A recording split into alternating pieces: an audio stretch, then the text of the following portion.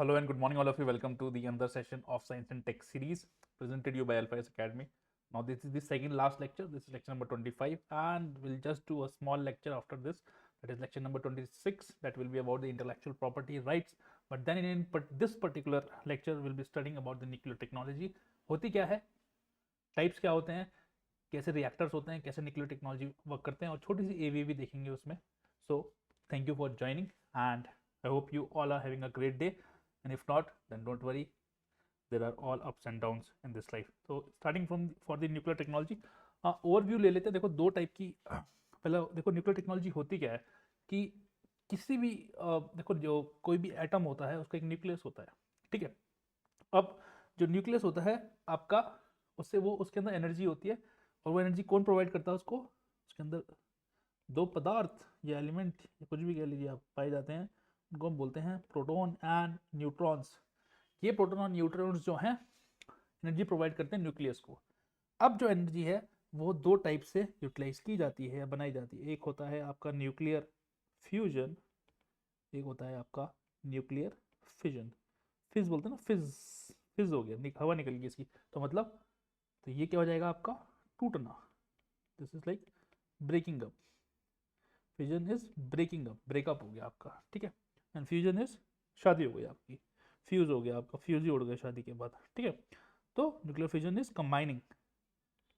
तो in the process when in the process of generating electricity when the atoms are broken down, जब उनका breakup होता है तो कौन सी एनर्जी बनेगी आपकी, एनर्जी कैसे बनेगी आपकी न्यूक्लियर फ्यूजन से. जब उनका पैचअप होगा, जब उनकी शादी होगी तो कैसे बनेगी न्यूक्लियर फ्यूजन से, वो फ्यूज हो जाएंगे. तो शादी के बाद आदमी के फ्यूज उड़ जाते हैं कुछ समय के लिए ठीक है.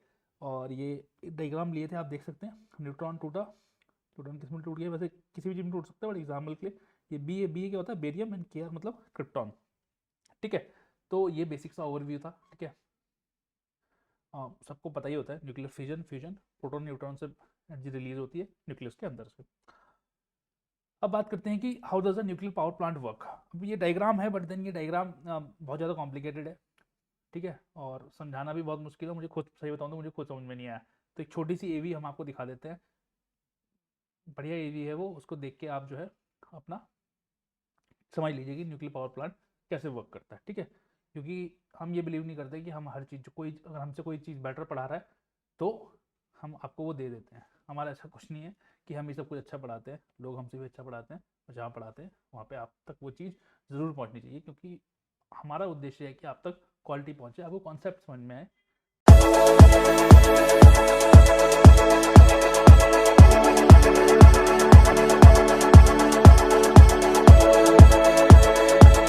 A nuclear power plant is a thermal power station which generates electrical energy from heat, and it basically a factory for making lots of electricity, enough to power a city of around 2 million peoples. Nuclear energy is the world's second largest, low-carbon source of electricity. Approximately 10% of the global electricity is being generated by nuclear reactors. As of April 2020, there are 440 operable power reactors in the world, with a combined electrical capacity of 390 gigawatts. By far the largest nuclear electricity producers are the United States, with 809,359 gigawatt per hour of nuclear electricity in 2019. The nuclear power plant consists of numerous buildings and facilities, the most important of which are as follows. This is the containment building, where the nuclear reactors are housed. It is made of 2 meters thick reinforced concrete. Inside the containment building, a large tank called calandria, which is the heart of the nuclear reactors. This is the turbine generator building. It houses the turbine and generator. This is the controlling building, for monitor and control the nuclear reactors. The fuel is naturally occurring uranium. That process into small pellets. Then the pellet are sealed into metal tubes, which are welded to form a fuel bundle. The fuel bundles are then inserted in a large tank called calandria, which is the heart of the nuclear reactor. Typically more than 200 of these rods are bundled together to form a fuel assembly. A reactor core is typically made up of a couple of hundred assemblies. In order to allow nuclear fission to proceed in a controlled manner, a control rod exists. The control rod can be moved up and down to control the fission rate of uranium. The nuclear power plant produces electricity using the heat that comes from splitting uranium atoms in a process called nuclear fission. Nuclear fission is a nuclear radioactive decay process in which the hitting neutrons on the uranium atoms, then the uranium atoms split into two. And it releases 3 neutrons. Each process releases 2 uranium atoms and 3 neutrons. A chain reaction of atom splitting and ensure that there is a constant source of heat, meaning that it generates lots of heat. This heat is used to convert electricity. Let's explore how they produce electricity from heat. The calandria vessel is a cylindrical vessel housing the lots of lattice tubes, which are filled with the heavy water moderator that flows around the fuel bundles. Heavy water is found in all water, rivers, and ocean. On average, 1 out of every 7,000 drops of water is heavy water. It is 10% heavier than ordinary water because it incorporates a heavy form of hydrogen called deuterium. During the nuclear fission process, the heavy water flows around the fuel bundles. A chain reaction of splitting atoms releases tremendous amount of heat into the heavy water. Then the heated heavy water flows through a closed-loop system that's pumped through the reactor to a set of the steam generator, where it transfers the heat to ordinary water. When that water boils, it turns into steam. The steam is transported at high pressure through pipes to a large turbine, where pushes the blade and turns a shaft connected to a rotor in the generator, causing the rotor to spin. The spinning rotor is a large electromagnet that producing rotating magnetic fields. Due to this process, electricity is generated. Then it transferred to the transmission line. ठीक है, बाकी पैसे वैसे तो कमाते रहेंगे, कोई दिक्कत नहीं। ठीक है, ठीक है, तो देख लिया आपने एवी। तो अब बात करते हैं बेनिफिट्स क्या है न्यूक्लियर एनर्जी के। ठीक है, तो भैया सबसे पहली बात, ये एक क्लीन सोर्स है एनर्जी का। क्या है ये? एक टाइप का क्लीन सोर्स ऑफ एनर्जी। ठीक है, साफ निकलती है। आज का क्लाइमेट चेंज हो रहा है, ग्लोबल वार्मिंग हो रही है, उस नज़रिए से देखें तो बहुत ज़रूरी है कि हमें क्लीन सोर्सेज ऑफ एनर्जी चाहिए। तो न्यूक्लियर एनर्जी बहुत ज़रूरी है। एनर्जी सफिशिएंसी, ठीक है, एनर्जी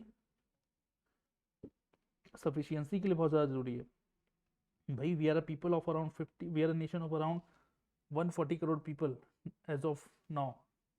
इवन अगर लास्ट सेंसस में जाए तो 121 करोड़ और 140 हो गए होंगे अगर उसको एक्स्ट्रापोलेट करें। तो इतनी एनर्जी चाहिए। ठीक है, मान लिया मैं अभी ये, अब तो कितनी एनर्जी चाहिए?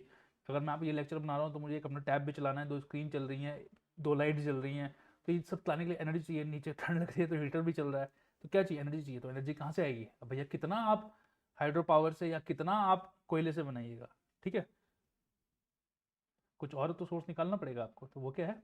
न्यूक्लियर एनर्जी, क्योंकि इससे एनर्जी बहुत निकलती है। लोगों में स्केप्टिसिज्म, डाउट्स रहते हैं इस चीज़ को लेकर, होने भी चाहिए लाइफ में डाउट्स, लेकिन डाउट्स बहुत लंबे समय तक नहीं रहने चाहिए, उसको अल्फा IAS के थ्रू अपने क्लियर कर लेना चाहिए। ठीक है,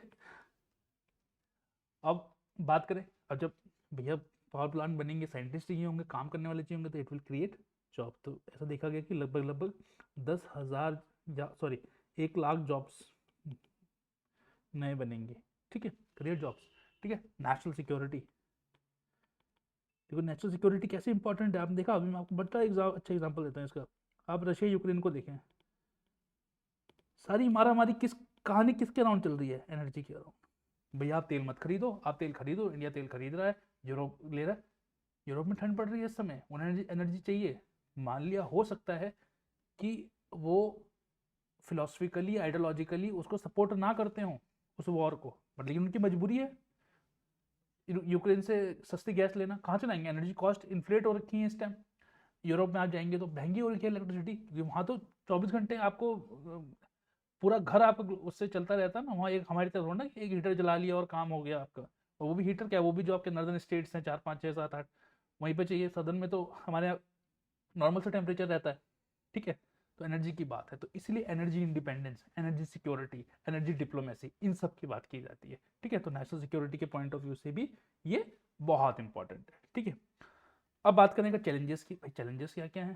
ठीक है, चैलेंजेस है, सबसे पहली बात तो मैंने आपको बताई थी, पब्लिक अवेयरनेस नहीं है भाई, लोगों को पता ही नहीं है। ठीक है, आपको एक इंसिडेंट बताता हूँ। जब कुंडन कोलम का 3 चल रहा का 2 या 3 उसमें कुछ इनॉग्रेशन हुआ था कुंडन कोलम का, तो उस टाइम के जो राष्ट्रपति थे डॉक्टर कलाम, वो वहाँ जो है आपका इनॉग्रेशन करने गए, तो उनको लोगों ने ब्लैक बैंड से, मतलब ब्लैक बैंड बांध के वेलकम किया कि नहीं ये नहीं होना चाहिए। But then those are the persons, है ना, वो बंदे हैं जो विजनरी थे, जिन्हें पता था कि भारत इतनी बड़ी जनसंख्या है, न्यूक्लियर, उन्होंने, डॉक्टर कलाम ने तो ये क्या कहा था कि न्यूक्लियर तो हमें चाहिए ही चाहिए, ठीक है, तो we need atoms but we need atoms for peace, ठीक है। अब अच्छा, लोगों की भी गलती नहीं है, लोगों की गलती नहीं, एक तो भैया हमारे यहाँ ग्लोबल डिजास्टर्स हुए हैं, एक्सीडेंट्स हुए हैं, चेरनोबिल हुआ वर्ल्ड में, तो क्या है कि लोग डरते हैं इन सब चीज़ों से कि यार कुछ हो जाए। हमने हिरोशिमा नागासाकी देखा, आज भी वहाँ जो है, जब हमने अपना ही देखें तो भोपाल गैस साइनाइड की भैया केमिकल जो है कितना ह्यूमन जीन्स तक को ऑल्टर कर देते हैं, उनके डीएनए को ऑल्टर करने की क्षमता रखते हैं। लोगों को थोड़ा डर लगता है कि भैया ठीक है, हम बिना ठंड में रह लेंगे, लेकिन ऐसे ये लॉन्ग टर्म बीमारियां हमें मत दो।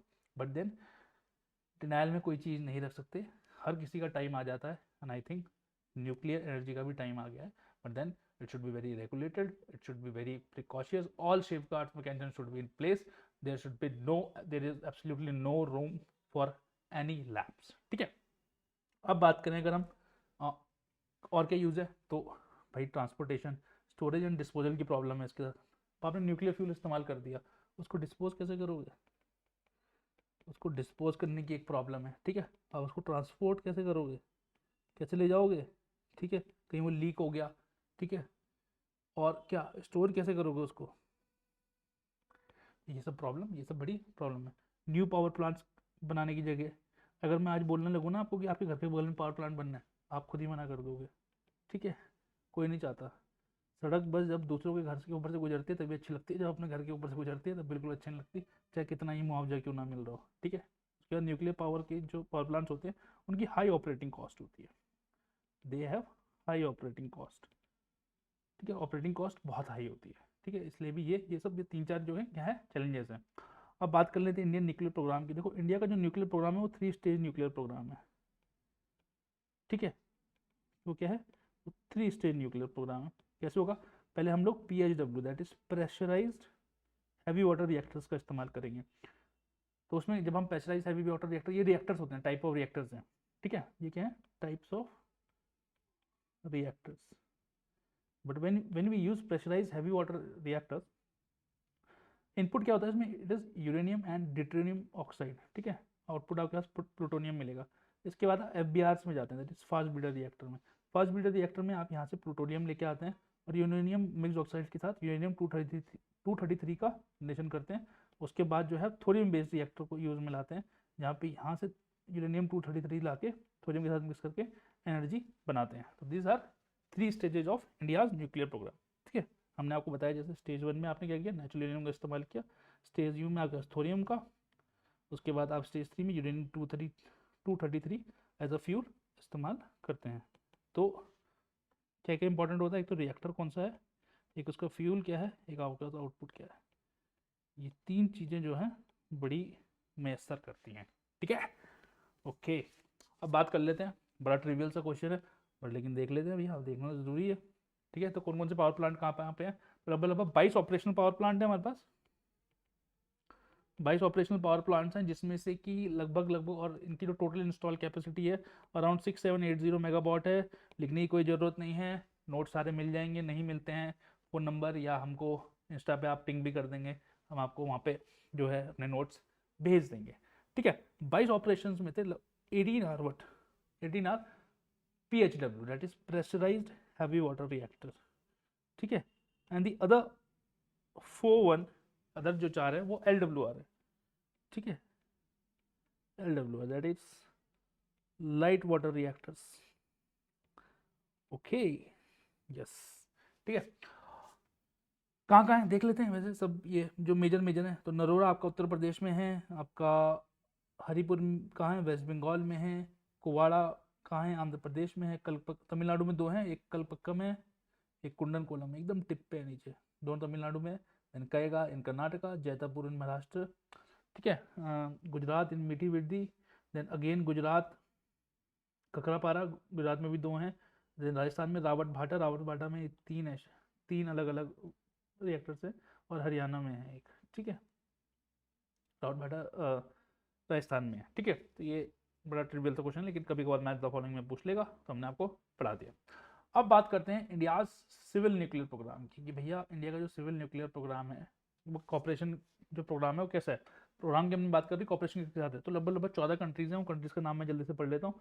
अर्जेंटीना, ऑस्ट्रेलिया, कनाडा, चेक Republic, France, Japan, Kazakhstan, Mongolia, Namibia, Russia, South Korea, United Kingdom, United States and Vietnam. इन सब के साथ जो है इंडिया का एक सिविल न्यूक्लियर मतलब न्यूक्लियर, एक तो मिलिट्री न्यूक्लियर होता है, तो मिलिट्री न्यूक्लियर एग्रीमेंट होता नहीं है किसी का जल्दी से। सिविल न्यूक्लियर मतलब कि the nuclear energy will be used for the civil purpose, that is for the generation of electricity, फिर फॉर पीसफुल यूजेस फॉर, ठीक है। उसके बाद इससे जो रिलेटेड ट्रीटीज है वो एक एनपीटी है, नॉन प्रोलिफरेशन ट्रीटी है, ठीक है। नॉन प्रोलिफरेशन ट्रीटी क्या है बेसिकली, कि भैया समझाया था आपको पिछले लेक्चर में कि हमें जो है प्रोलिफरेशन रोकना है, टेक्नोलॉजी ट्रांसफर नहीं करना है किसी भी गलत कंट्री के पास, किसी भी रोग नेशन के पास जो है आपका जो न्यूक्लियर की क्षमता है या उसको बनाने की क्षमता है या उसको यूज़ करने की क्षमता है, क्योंकि वो जब आपको बनाना आ गया तो उसके बाद आपका एनर्जी है, आप उस एनर्जी को किसी को इलेक्ट्रिसिटी देने के लिए इस्तेमाल कर सकते हो, या उसे एक अपनी मिसाइल के ऊपर वार हेड लगा के दूसरी कंट्री को बर्बाद करने के लिए इस्तेमाल कर सकते हो। तो बर्बाद करने के लिए यूज़ नहीं होनी चाहिए, इसीलिए जो है एनपीटी बनाई गई थी। देन हमारे पास एक न्यूक्लियर सप्लायर्स ग्रुप है। तो हुआ क्या, न्यूक्लियर सप्लायर्स ग्रुप 1974 में बना।